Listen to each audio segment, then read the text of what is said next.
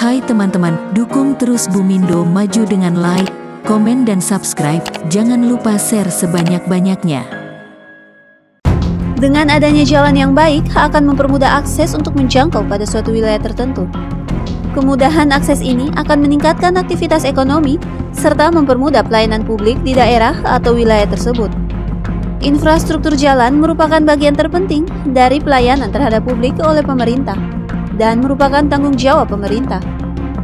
Apa artinya kehadiran pemerintah kalau jalan yang menjadi jalur distribusi untuk meningkatkan kesejahteraan diabaikan hampir puluhan tahun dan dibiarkan rusak?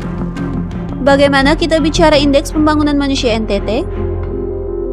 Bupati Agas Andreas pada kampanye Pilkada Kabupaten Manggarai Timur tahun 2018 lalu berjanji akan mewujudkan masyarakat Manggarai Timur yang lebih maju dan sejahtera. Tapi bagaimana itu bisa terwujud kalau infrastruktur jalan saja rusak parah?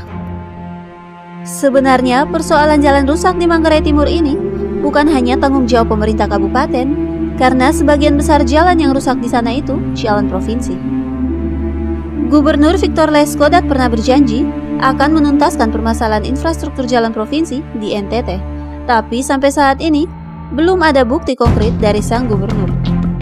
Berdasarkan data dari Badan Pusat Statistik BPS Nusa Tenggara Timur, panjang jalan provinsi di Kabupaten Manggarai Timur itu sepanjang 113 km, yang terbagi menjadi jalur utara dari Pota sampai Waikelambu sepanjang 40 km, jalur tengah dari Bealaing Mukun sampai Bajang sepanjang 73 km.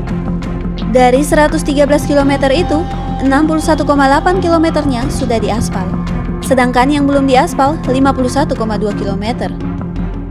Sementara untuk jalan kabupatennya, berdasarkan profil daerah Kabupaten Manggarai Timur tahun 2019 oleh Dinas Kominfo, panjang jalan kabupaten 1281,89.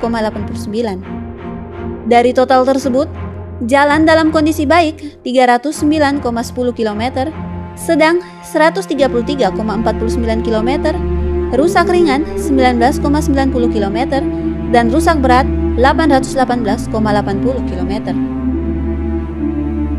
Kondisi jalan di Kabupaten Manggarai Timur memang sangat memprihatinkan. Banyak sekali ruas jalan yang tidak layak dilintasi.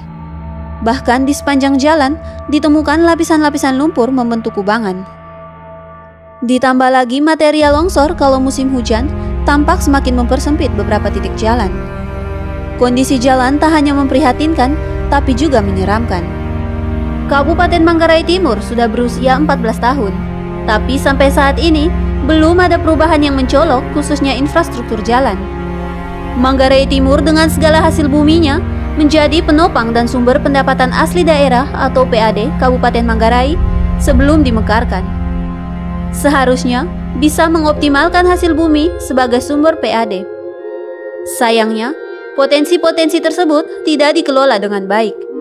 Terbukti dengan pembangunan infrastruktur yang minim seperti jalan raya masih banyak dikeluhkan warga. Saatnya pemerintah Provinsi Nusa Tenggara Timur dan pemerintah Kabupaten Manggarai Timur berbenah dan bersinergi untuk meningkatkan kesejahteraan masyarakat Manggarai Timur lewat pembangunan infrastruktur jalan. Pada video kami sebelumnya, terjadi kecelakaan mobil APV pada ruas Jalan Ranapoja. Maka dengan itu, pemerintah Provinsi NTT dan pemerintah Kabupaten Manggarai Timur seharusnya segera menyelesaikan masalah kerusakan jalan tersebut sehingga tidak menimbulkan korban lagi. Masyarakat tidak butuh lagi janji-janji politik yang tidak menghadirkan solusi.